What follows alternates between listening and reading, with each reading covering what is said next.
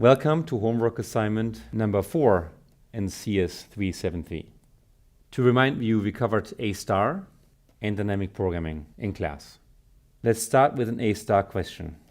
We learned in class that we can use heuristics, and a heuristic is admissible if the heuristic value is no larger than the actual cost it takes to get to the goal. So in a maze, we know that the number of steps in the maze is a good heuristic because obstacles will make the path only longer, not shorter. So consider a maze of size 3 by 3 and say there's a single goal state and the cost of moving is 1. Is the function shown here admissible or not? Please check one of the two radio buttons. And the answer is yes. In this part of the state space, we obviously entering values that are too small, but the heuristic is admissible if h of x is lower than the cost to go. It would have been inadmissible if the values over here are much larger than the values you want them to be.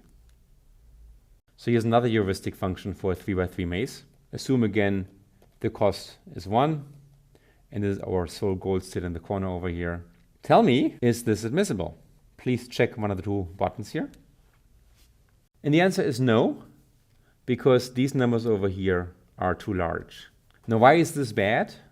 You can see that in a maze like this, we would expand nodes over here before we touch any of the nodes over here.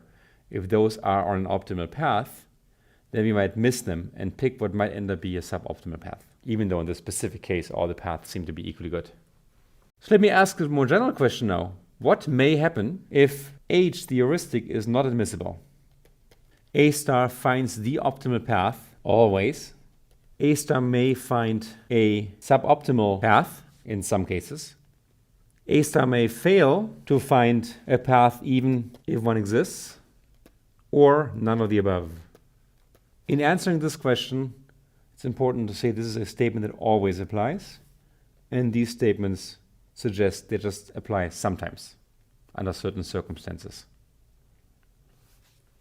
And there was only one correct answer, which is this one over here. The inadmissibility of the heuristic might lead down an exploration of the state space that leads to the goal on a suboptimal path. Let me demonstrate this to you. Here's a world. Suppose our start step is over here. Our goal is here.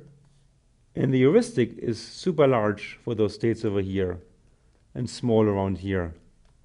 Then nodes will be expanded following the zeros around here and around here, and the first time the goal is hit occurs when we reach the point over here. We never discover the shortcut straight from S to G because of the inadmissible heuristic. That renders point 2 correct. And as a result, A star will not always find the optimal path, if it's just proven. Now it turns out A star will find a path if one exists.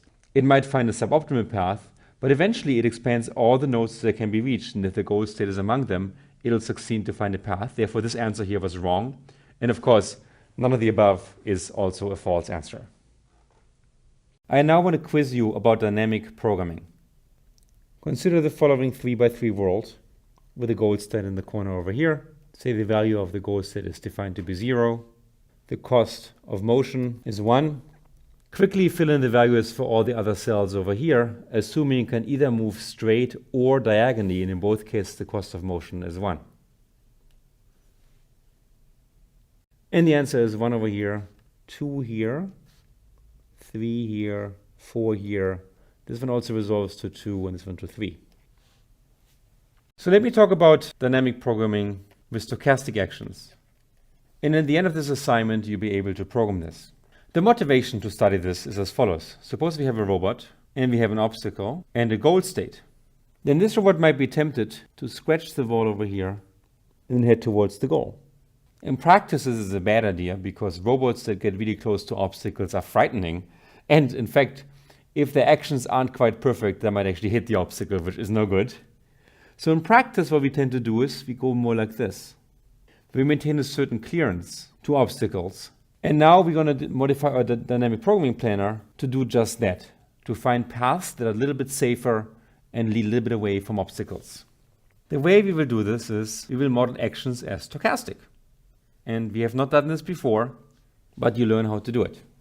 Take the action of going north from the cell over here. In a deterministic action, it always succeeds unless, of course, we run into a wall. In the stochastic case, it succeeds with a certain probability, say 50%. Whereas with 25% chance, it might accidentally go left or right, even though we commanded it to go up. This is a stochastic action, and it's exactly the type of action I want you to program later on. If, for example, there was a wall over here, and the wall would decided to go up, then with 25% chance it would hit the wall, which is not good. So staying away from a wall is a good idea in a stochastic situation. I will now show you how the backup works without asking your quizzes. Suppose we study the action of going up over here, and we have a 50% chance of success. And suppose at the time we do the backup, the value over here is 10, 20 over here, and 40 on the right. Then the value of the state for the action go up would be obtained as follows.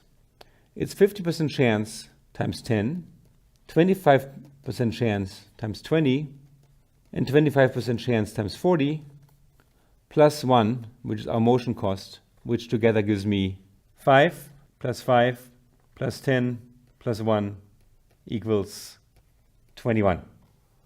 That is the backed up value over here for the action go up. And you can do the same with go right, go left, go down. The interesting case in your implementation is the one for an action that either runs off the grid or into a wall. So let's study the case of going north from this cell over here, where there's a 25% chance of falling off the grid.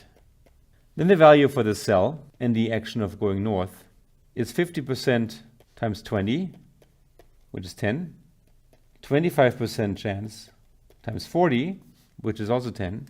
And then we have this case where you fall off the wall. And let's define the penalty for falling off the grid or for hitting an obstacle, 100. So we add 25% chance times 100 plus 1. Hence the new value is 10 plus 10 plus 25 plus 1, which is 46. So I want your update to produce for the cell over here 46 for the specific action of going up. Of course, the value might be smaller because there might be a better action like the action of going right. But for this specific calculation, you should receive 46.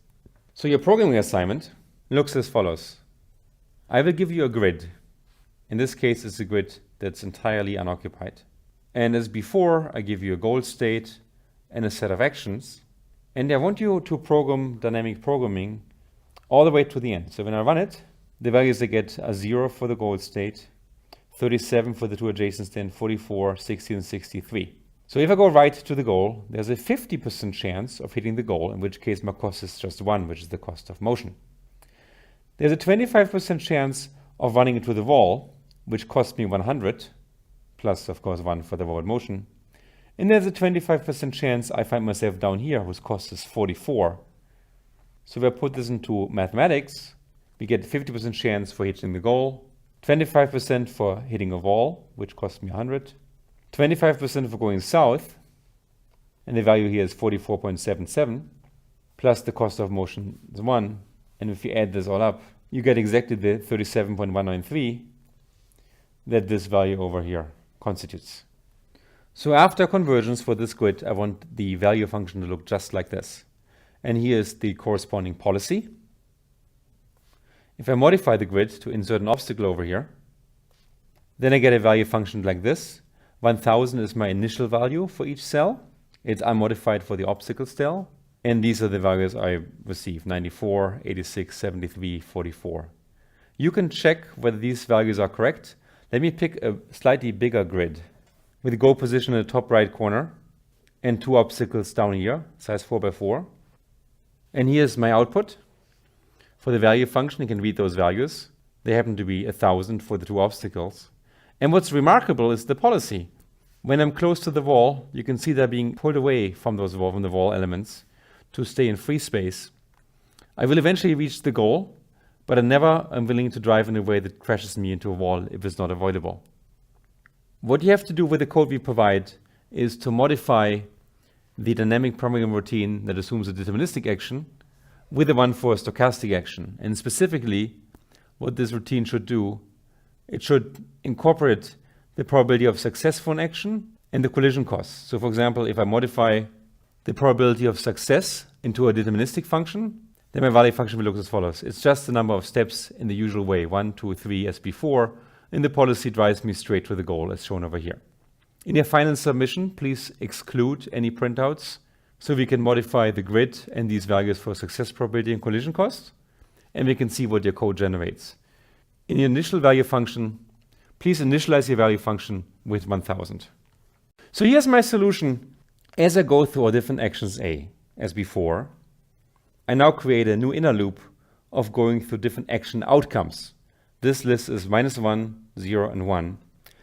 And I set the actual outcome to the adjacent action in the action list. You might remember the action list is a list of different outcomes. By incrementing it by 1 or decrementing it by 1, I can pick a slightly different action in that list. Of course, I have to do the modulo 4 on the right side. And then the implementation is similar to before. I project the outcome into new coordinates x, y2, and y2. I now need to assign a probability to this outcome. Well, if the modifier is 0, we take the success probability. If it's not 0, we take 1 minus that divided by 2 because there's 2 possible undesired outcomes. And then the test proceeds by checking whether this is a legal grid cell. It's inside the grid and the grid value is 0. Then, like before, I add the value of that grid cell, but now multiplied by the probability of that specific action outcome. Otherwise, I do the same for the collision cost. Finally, I take my cumulative value of V2, which I initialized with the cost of motion. You can't see this right here, but it's further up. And I update my value function just like before. You can see this in the code over here. This is what you should have programmed. And the key difference to our example in class is the inner loop over here, where I go over different possible action outcomes, compute the actual action outcome, and then do the probabilistic addition of these outcomes rather than just studying one outcome.